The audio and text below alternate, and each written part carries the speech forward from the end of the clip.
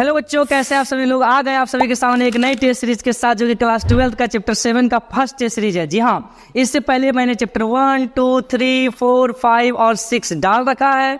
अगर आप लोगों ने उस टेस्ट सीरीज को अटेंड नहीं किया तो सबसे पहले उसका टेस्ट सीरीज अटेंड कर लें और अपने टेस्ट सीरीज को बहुत स्ट्रॉन्ग बनाएं, ताकि आपका एग्जाम अच्छा से क्लियर हो सके। और आप अपने फ्रेंड्स को भी जरूर से शेयर करें, ताकि उनका भी एग्जाम अच्छे से क्लियर हो सके। ठीक है, तो चलिए बिना देरी किए हुए स्टार्ट करते हैं अपना टेस्ट सीरीज। और हमारे सामने आ रहा है ऑब्जेक्टिव। चलिए देखते हैं क्या कहता है। सबसे पहला क्वेश्चन जो आ रहा है वो है, the study of the past life based on fossils record is termed. ठीक है, हिंदी में मैं पढ़ देता हूँ। कहता है जीवाश्म रिकॉर्ड के आधार पर पिछले जीवन का अध्ययन कहलाता है। बेटा बताओ, जीवाश्म तो समझते हो ना, जो जीव जो ऑर्गेनिज्म बहुत साल पहले मर चुके हैं, मिट्टी के तर में दब चुके हैं, तो उनके जो अवशेष बचते हैं, जो उनके वेस्ट बचते हैं, उनको जीवाश्म कहते हैं। हिंदी में इंग्लिश में फॉसिल्स कहते हैं। बेटा बताओ, उसके जो उनकी स्टडी जो करते हैं, उनका जो अध्ययन करते हैं, वो क्या कहलाता है। बेटा फर्स्ट नंबर में आपका ऑप्शन आ रहा है मॉर्फोलॉजी, सेकंड नंबर में आ रहा है पैलियोंटोलॉजी, सी नंबर में ऑप्शन आ रहा है मेथियोलॉजी और डी नंबर में आ रहा है एंटोमोलॉजी। आपके पास 4 ऑप्शन है। 4 ऑप्शन के क्या सही आंसर हो जाएंगे चारों में से? आप फटाक से मैं कमेंट बॉक्स में बताइए। बताओ बताओ बेटा, क्या होगा इसका सही आंसर? कमेंट बॉक्स में लिखो। बताओ बेटा, क्या सही आंसर होगा इसका? फटाफट बताओ। इसका सही आंसर हो जाएगा, जी हाँ सही आंसर हो जाएगा, नंबर 1 का सही आंसर हो जाएगा आपको बी, पैलियोंटोलॉजी। हाँ बेटा, पैलियोंटोलॉजी इसका सही आंसर हो जाएगा, जीवाश्म विज्ञान। ठीक है, चलिए क्वेश्चन नंबर 2 की तरफ हम लोग बढ़ते हैं। क्वेश्चन नंबर 2 कहता है, vertebrate four limb are example of. ठीक है, वर्टिब्रेट फोर लिम्ब किसका उदाहरण है? मतलब जिसके पास रीढ़ की हड्डी होती है, उसके आगे का पैर, फोर लिम्ब मतलब आगे का 2 हाथ, जिसको हम लोग पैर कहते हैं। ठीक है, ये किसका एग्जाम्पल है? होमोलोगस ऑर्गेन है, एनालोगस ऑर्गेन है, वेस्टिजियल ऑर्गेन है, नॉन फंक्शनल ऑर्गेन है ना। समजातीय अंग है, समरूप अंग है, अवशेषी अंग है और कार्यात्मक अंग है। बताओ बेटा, ये क्या है? चारों में से कैसा अंग है ये आगे का जो होता है, जिनके पास रीढ़ की हड्डी होती है और उनका ये आगे का जो हाथ होता है, पैर होता है, वो मतलब किस प्रकार का अंग है? बेटा बताओ फटाफट। क्वेश्चन नंबर 2, आपके पास 4 ऑप्शन है। कमेंट बॉक्स में फटाफट आंसर करो बेटा। हाँ आंसर करो, क्या हो जाएगा सही आंसर इसका? बेटा क्वेश्चन नंबर 2 का सही आंसर हो जाएगा option number A, homologous organ. हाँ बेटा, होमोलोगस ऑर्गन से सही आंसर हो जाएगा। टिक आउट कर लीजिए ए में। ठीक है, चलिए क्वेश्चन नंबर 3 की तरफ पढ़ते हैं। क्वेश्चन नंबर 3 कहता है, stings of honey bee and scorpion are. बताओ, मधुमक्खी की और बिच्छू का डंक होता है, कैसा होता है? होमोलोगस ऑर्गन होता है, वेस्टिजियल ऑर्गन होता है, एनालोगस ऑर्गन होता है, मिसलिंक्ड होता है, समजातीय और अवशेषी अंग, अनुरूप अंग है ना, लापता लिंक। बताओ बेटा, क्या हो जाएगा इसका सही आंसर? क्वेश्चन नंबर 3 का आपके पास 4 ऑप्शन है। बताओ, जो हनी बी मधुमक्खी होती है, जो स्कॉर्पियो होता है बिच्छू, उसका जो डंक होता है दोनों का, वो कैसा होता है? समरूपी होता है या कैसा होता है? बताओ, आपके पास 4 ऑप्शन है। 4 ऑप्शन के सही आंसर क्या हो जाएंगे? क्वेश्चन नंबर 3 के सही आंसर बताओ बेटा। ऑप्शन कमेंट बॉक्स में लिखो फटाफट। बताओ क्या हो जाएगा सही आंसर? बताओ। अक्कड़ बक्कड़ बम्बई बो 80 90 पूरे 100, क्या होगा? क्वेश्चन नंबर 3 का सही आंसर क्या होगा? आंसर हो जाएगा ऑप्शन नंबर सी। जी हाँ, सी में टिक आउट कर लेंगे। एनालोगस ऑर्गन है, मधुमक्खी का डंक और जो बिच्छू होता है उसका डंक, दोनों का डंक कैसा होता है?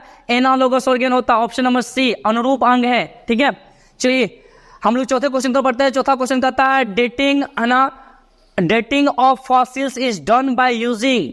जीवाश्मों का काल निर्धारण किसके द्वारा किया जाता है? जो फॉसिल्स होते हैं ना, जीवाश्म जो होता है, वो कितने दिन तक रहेगा, कितना समय तक वो रहता है, वो किसके द्वारा हम लोग पता कर पाते हैं, है ना? Uranium lead technique, C14 dating technique, potassium argon technique, all of these. Uranium lead technique होगा, C14 डेटिंग टेक्निक होगा, पोटेशियम आर्गन टेक्निक होगा, या ये सभी होगा। बताओ बेटा, किसके जरिए हम पता कर सकते हैं फॉसिल्स के लाइफ स्पेन को? बताओ क्या होगा सही आंसर? ऑप्शन क्वेश्चन नंबर 4 के 4 ऑप्शन दिए, कौन सा सही आंसर होगा? बताओ फटाफट। कौन से टेक्निक से पता करेंगे बेटा? 4 नंबर का जो क्वेश्चन है, इसका सही आंसर हो जाएगा बेटा option number C, potassium argon technique. हाँ, पोटेशियम आर्गन टेक्निक के द्वारा हम लोग पता कर सकते हैं। ऑप्शन नंबर सी इसका सही आंसर होगा। ठीक है, चलिए बेटा हम लोग क्वेश्चन नंबर 5 की तरफ बढ़ते हैं। क्वेश्चन 5 कहता है, ऑस्ट्रेलियन मार्सुपियल मैमल्स रेबल। बताओ, ऑस्ट्रेलियन मार्सुपियल स्तनधारी प्रकट होते हैं किसके द्वारा, है ना? Divergent evolution, convergent evolution, parallel evolution, none of these. बताओ क्या होगा? अपसारी विकास, अभिसारी विकास, समांतर विकास, इनमें से कोई नहीं। बताओ बेटा क्या सही आंसर हो जाएगा इसका? 4 ऑप्शन आपके सामने, क्वेश्चन 5 के 4 ऑप्शन है। क्या सही आंसर हो जाएगा इसका? फटाफट बताओ। हाँ, क्या हो जाएगा बेटा इसका सही आंसर? बताओ कमेंट बॉक्स में फटाफट। क्या हो जाएगा? तुम कर सकते हो, yes you can do it, करो करो, बताओ क्या होगा सही आंसर क्वेश्चन 5 के? ए नंबर सही आंसर होगा डाइवर्जेंट एवोल्यूशन, अपसारी विकास। जी हाँ, डाइवर्जेंट एवोल्यूशन के द्वारा ये जो है लेवल करता है, ठीक है। चलिए क्वेश्चन नंबर 6 कहता है according to Darwin evolution, Darwin के अनुसार विकास क्या है? डार्विन ने जो थ्योरी दिया था ये विकास पे, डेवलपमेंट पे, है ना, एवोल्यूशन पे, वो क्या है बताओ?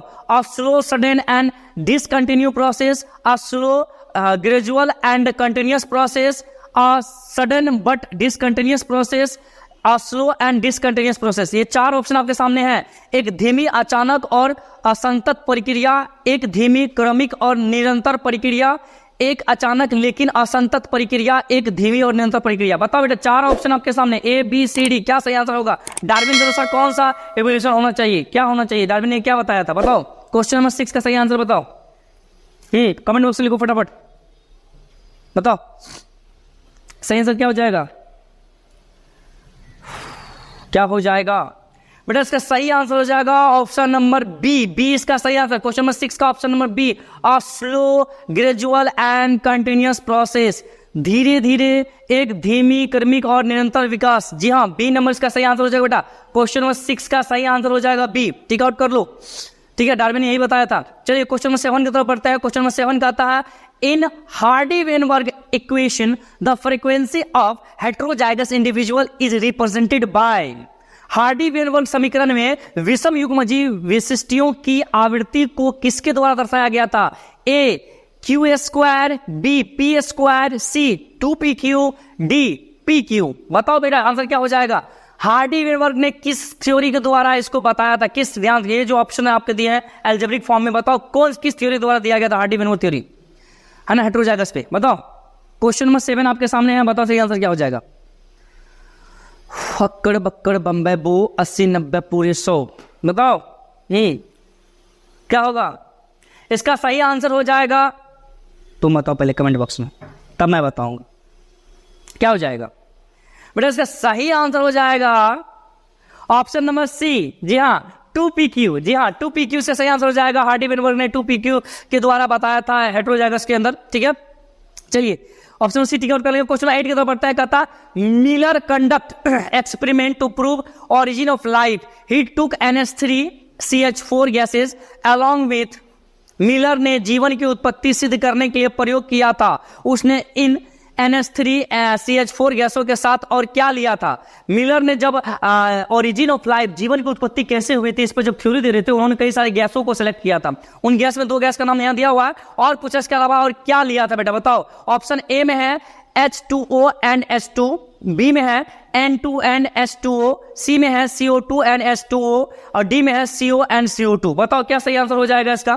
फटाफट बताओ क्वेश्चन 8 का सही आंसर क्या हो जाएगा? ऑप्शन 4 आपके सामने है, फटाफट इसको बताइए क्या हो जाएगा सही आंसर, फटाफट बताओ। क्वेश्चन नंबर 8 का सही आंसर क्या होगा? 4 ऑप्शन है, 4 ऑप्शन बताओ क्या होगा फटाफट। क्या लिया था? ठेला वाला तारीफ तो करता है बट बच्चा उतना तेज नहीं है, बता नहीं पा रहा है। बताओ क्या होगा सही आंसर, जल्दी बताओ जल्दी, क्या होगा सही आंसर? इसका सही आंसर हो जाएगा ऑप्शन नंबर ए। जी हाँ, क्वेश्चन नंबर 8 का आंसर ऑप्शन हो जाएगा ए, H2O and H2। ये लिया गया था अलग से, जिन्होंने उस ओरिजिन ऑफ लाइफ मतलब जीवन की उत्पत्ति के ऊपर रिसर्च किया था, ठीक है। चलिए अगले क्वेश्चन को पढ़ रहे हैं। अगला क्वेश्चन जो आ रहा हमारे सामने, क्वेश्चन नंबर 9, जो कि कहता है who propose the mutation theory in favour of organic evolution. ठीक है, क्वेश्चन मैं हिंदी में पढ़ देता हूं। जैविक विकास के पक्ष में उत्परिवर्तन सिद्धांत का प्रस्ताव किसने दिया था? बताओ। माना सबसे पहला क्वेश्चन ऑप्शन है इसका, है ना, विजमैन, नंबर बी में है लुइस पास्चर, नंबर सी में है डार्विन, और नंबर डी में हुगो डेवरीज। बेटा बताओ, चार साइंटिस्ट के नाम दिया हुआ, चारों साइंटिस्ट पूछ रहा है कि म्यूटेशन थ्योरी जो है ना, ऑर्गेनिक एवोल्यूशन के आधार पे म्यूटेशन थ्योरी किसने दिया था? आपके पास चार ऑप्शन, क्या होगा सही आंसर? बताओ फटाफट, बताओ क्या होगा सही आंसर। क्वेश्चन नंबर 8 का सही आंसर क्या हो जाएगा? बताओ। इसका सही आंसर हो जाएगा ऑप्शन नंबर डी। जी हाँ, डी सही आंसर होगा, डी। टीम टिक आउट कर, हुगो डेवरीज ने ये थ्योरी दिया था, ये प्रस्ताव दिया था। ठीक है, चलिए हम लोग लास्ट क्वेश्चन की तरफ पढ़ते हैं, जो कि इस सेट का, जो इस टेस्ट का लास्ट क्वेश्चन है, वो ऑब्जेक्टिव का वो है, Darwin finch are a good example of. Darwin की फिंच किसका अच्छा उदाहरण है? बताओ। ए नंबर में कन्वर्जेंट इवोल्यूशन, बी नंबर में पैरेलल इवोल्यूशन, सी नंबर में एडेप्टिव रेडिएशन, डी नंबर में इंडस्ट्रियल मेलेनिज्म। बताओ क्या होगा?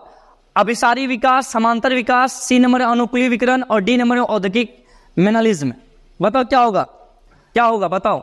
आपके पास 4 ऑप्शन है, चारों ऑप्शन में से कोई एक आंसर होगा जो आपको कमेंट बॉक्स में लिखना है। आप ही को लिखना है, जी हाँ। बताइए फटाफट क्या होगा सही आंसर? क्या होगा? बताओ बताओ क्या होगा?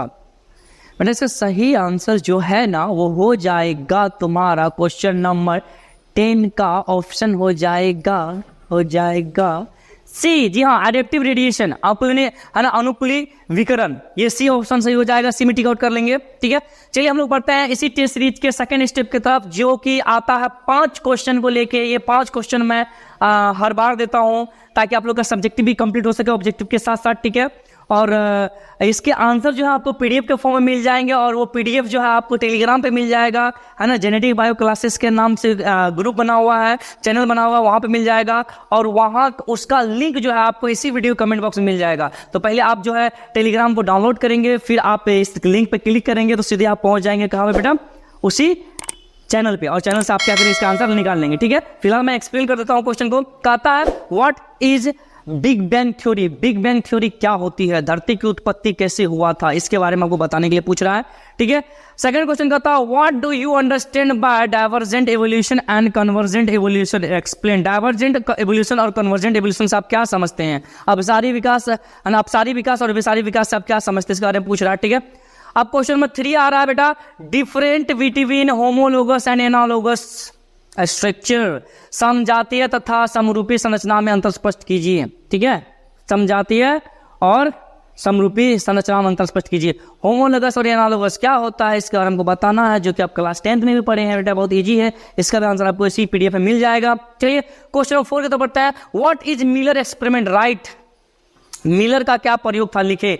मिलर ने क्या प्रयोग किया था, आपको मालूम ही होगा। उन्होंने ओरिजिन ऑफ लाइफ पे काम किया था कि जीवन, धरती पर जो जीवन की उत्पत्ति है कैसे हुई थी, उसीलिए उन्होंने एसएल मिलर का जो प्रयोग किया था। ठीक है, लास्ट क्वेश्चन का था 5वां नंबर का, what factor effect Hardy-Weinberg equilibrium. ठीक है, हार्डी-वेनबर्ग संतुलन को कौन से कारक प्रभावित करते हैं? बताओ। हार्डी-वेनबर्ग थ्योरी जो दिया गया था एवोल्यूशन पे, ओरिजिन ऑफ लाइफ पे जो दिया गया था, धरती पर जो विकास हो रहा है, डेवलपमेंट हो रहा है जीवों का, उसके ऊपर, तो किसके थ्योरी या क्या चीज उसके थ्योरी को ज्यादा इफेक्ट करता है, इसके बारे में पूछ रहा लिखने के लिए, जिसका कि मैंने आंसर दे रखा पीडीएफ में। ठीक है, चलिए हम लोग लास्ट स्टेप की तरफ बढ़ते हैं, और ये लास्ट क्वेश्चन 5 नंबर का एक होता है जो मैं हर एक टेस्ट सीरीज में देता हूँ, और ये बहुत ही मजेदार होता है। तो चलिए देख लेते हैं क्या कहता है ये क्वेश्चन। कहता है briefly describe what are the evidence for evolution. संक्षेप में वर्णन कीजिए कि विकासवाद के क्या प्रमाण हैं, है ना। आपको क्या पूछ रहा है?